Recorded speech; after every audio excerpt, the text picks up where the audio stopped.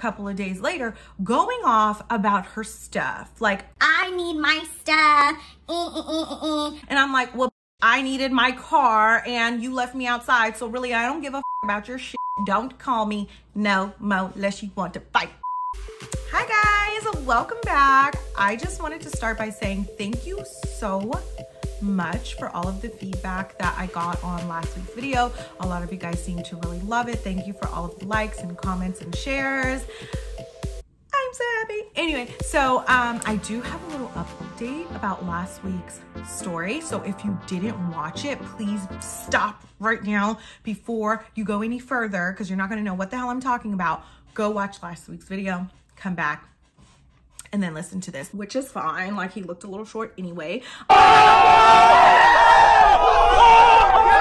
So I do have a small update. So the guy that I shot my shot at, his girlfriend is pregnant. Like, literally just announced it. Like, she's literally about to have a baby like tomorrow. So at the time of me shooting my shot, she was definitely pregnant, and the friend probably definitely knew and definitely kept a in the dark. So there's a small little update for you. So I guess it's safe to say that it's really over. Anyway, I have a brand new story for you guys this week, and as you can see from the title of this video, it is called Stole My Car.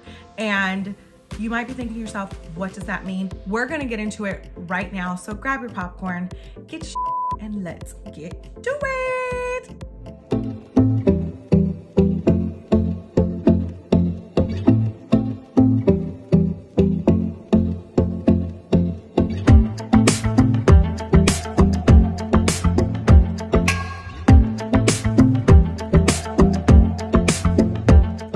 Okay, so this story goes as follows.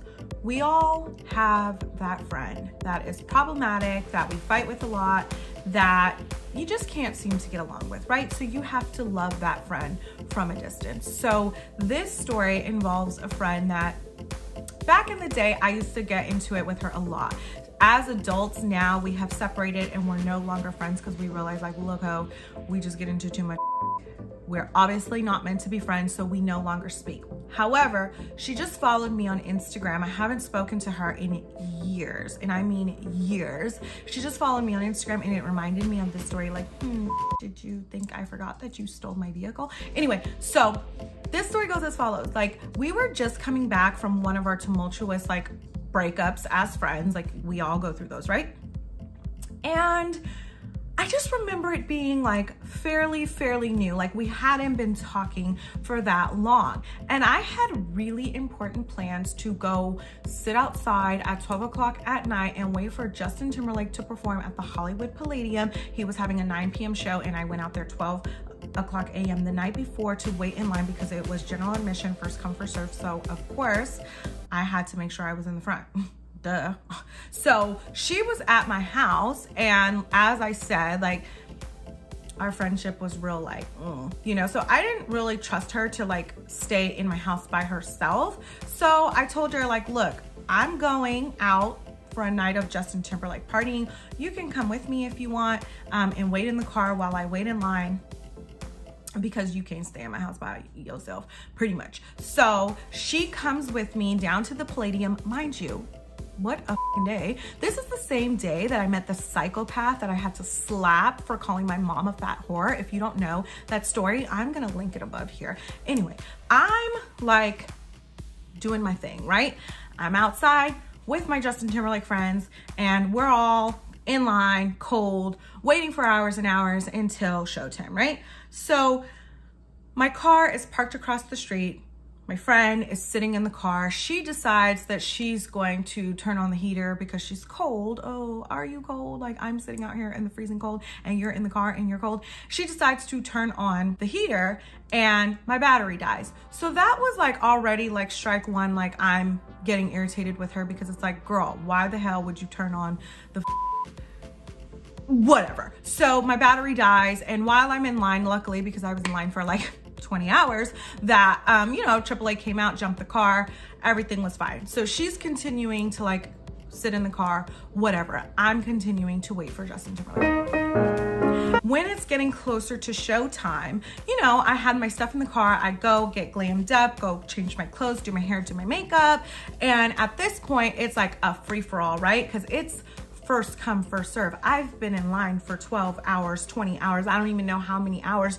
So I need to make sure that as soon as those doors open, I'm gonna run inside and be right in front so Justin Timberlake can see me and love me and just know that I'm there for him. So by the time the show is like coming up, like that's kind of all I'm concerned about. I'm not concerned about her and what she's doing. She had asked me if she could take my car to a party, right? She had asked me like, oh, while you're in the concert, can I take your car to a party? And I was like, no. Like I said, we're not there yet. We're just starting to like rebuild this friendship. Like, I don't want you staying in my house. I damn sure don't want you driving my car. Like, she's just not a responsible friend. Like, so I was like, no. At the time that it's time to go into the concert, she's like, hey, can I have your keys? I need to get something out of the car. So of course I'm like, here, yeah, take it. Cause I mean, it's like 2 minutes, 1 minute, 30 seconds before the doors are about to open. So I'm like, go, do whatever. I have to haul ass and get to Justin Timberlake, right? So she's like, can I borrow your keys? So I'm not even thinking.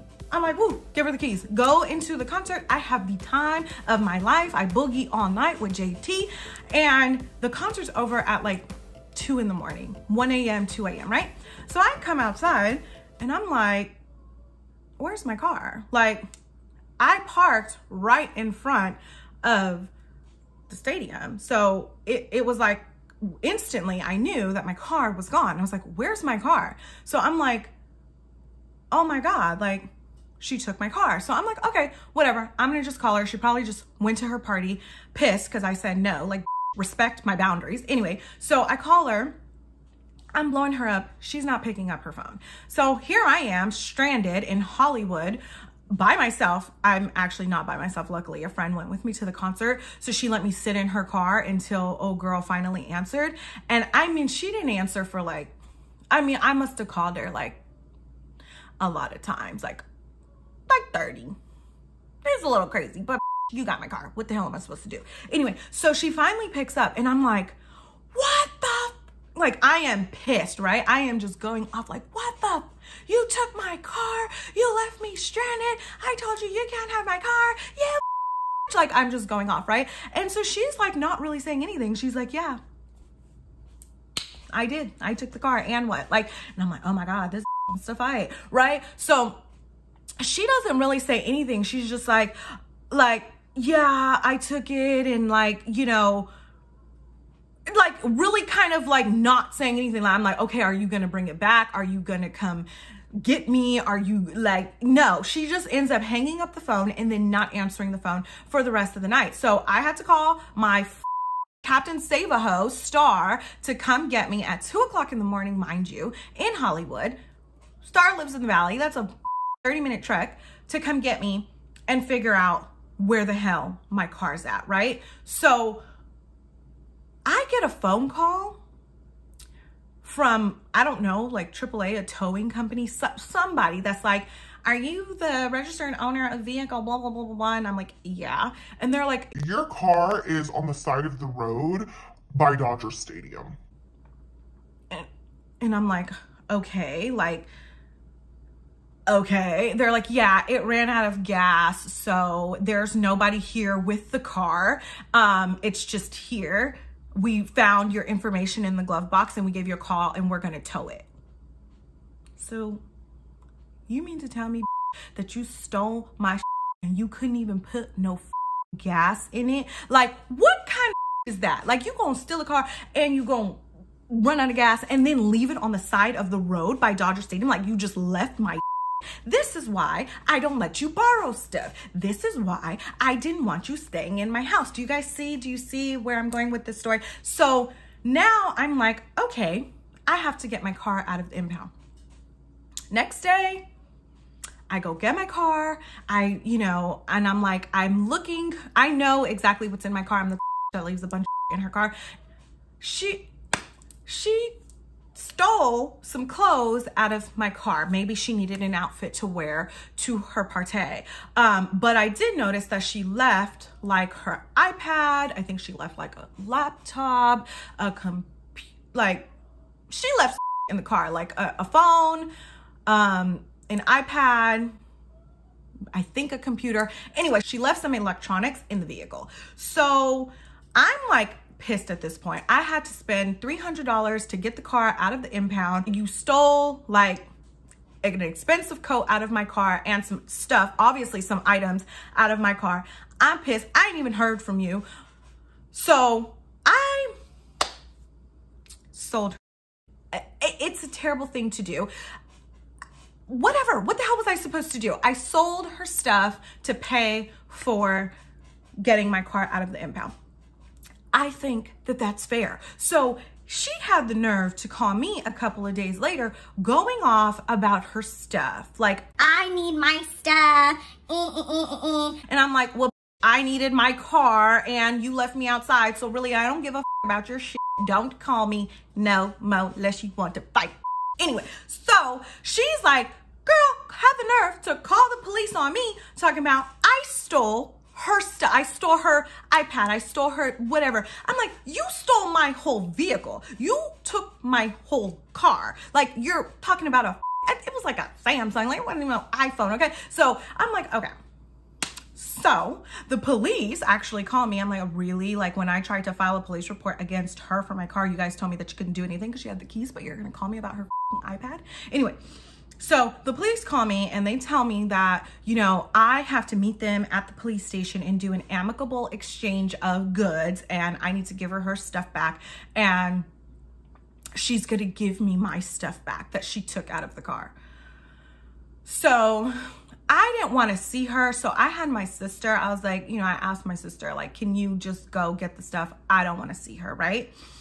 Girl, she goes into the police station making Sob Fest 2000, whatever year it was, talking about Their family is really violent. They're prone to violence, and I'm scared. So I need the police to witness our exchange. Like, what? Long story short, her and my sister exchange items, and of course, like, the main thing she's looking for is her phone and her iPad, which are not in there because they are at some pawn shop, probably sold to somebody else by now. And she's trying to like hold on to my stuff, which it's literally some clothes that I'm probably never gonna wear again because you wore them already. And they're literally fighting in the police station. Like, she's like grabbing my stuff, like, oh, where's my iPad? And my sister's like, give me her shit. So it didn't go amicably. The police ended up having to break them up and we went our separate ways, right? So at this point, I'm like, you stole my car. That's really an unforgivable offense. So I don't think we're gonna be friends anymore, like, type of thing. So I ended up never hearing from her. I did run into her at a party, like, years later. We didn't speak, we didn't say anything, but she did text me like after the party, like, hey, I'm sorry about what I did all those years ago. Like, I think she said, like, I was going through something and I was, you know, having a substance abuse problem or whatever, but I just wanted to apologize. So I did, you know, write her back and say, hey, I accept your apology. However, like, we're never going to be friends again. Like, I think this is like the end of the road for us. I think stealing a vehicle and leaving it stranded by Dodger Stadium is reason enough to never talk to again. Anyway, so just like 2 weeks ago, she followed me on Instagram. So I don't know if that's her way of like squashing the beef. There's no beef, but if her way of like tiptoeing, you know what I mean? She followed me on Instagram. It reminded me of this story, and it also reminded me, like, do you think I forgot that you stole my shit? Like, I will never forget that, you know? So that's my story. Stole my motherfucking car. Anyway, so I hope you guys liked it. I know you're probably thinking like, wow, you really have some weird friends. You had to slap a, you know, almost went to jail, you know, I was stalking you and made a fake Tinder account. Like, what kind of friends do you meet? I'm right there with you. I'm gonna link those stories below. If you have no idea what I'm talking about, please check them out. Again, thank you for watching. Make sure you like, comment, subscribe, and share. I will be back next week. Your girl is back. Who's happy? If you like this story, please make sure you let me know in the comments. I will see you next week. Hoes. Okay, bye.